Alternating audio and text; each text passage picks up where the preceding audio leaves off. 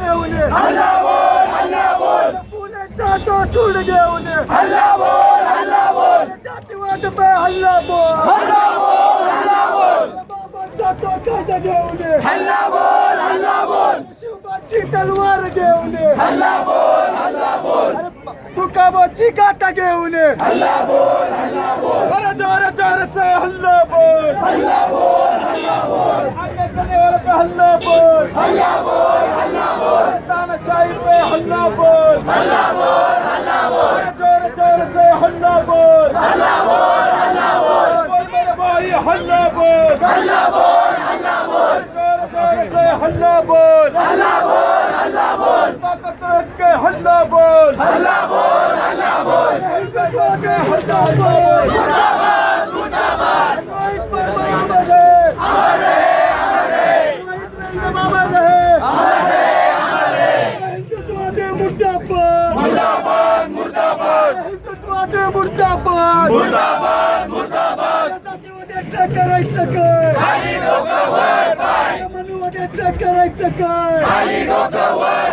प्रशासनाचं करायचं काय अमर रहे हैदराबाद प्रशासनाचा निषेध असो हैदराबाद प्रशासनाचा निषेध असो एबीवीपी हाय एबीवीपी हाय एबीवीपी हाय अरे एबीवीपीच्या गुंडांचं करायचं काय उपस्थित नागरिको, तुम्ही विचार करत असाल हे मराठी साहित्य संमेलन चाललंय आणि इथे तरुण येऊन काय करतायत? चमकोगिरी करत नाही. चमकोगिरी करायला काय आम्ही पंतप्रधान नाही आहोत. काल हैदराबाद विद्यापीठामध्ये रोहित वेमुला या एका दलित विद्यार्थ्याला आत्महत्या करायला लागली. आत्महत्याचं कारण होतं तिथं हैदराबाद विद्यापीठाचे जे काही संघाचे कुलगुरू होते त्यांनी कट कारस्थान करून तिथल्या 5 दलित विद्यार्थ्यांच्यावर बहिष्कार टाकलेला होता.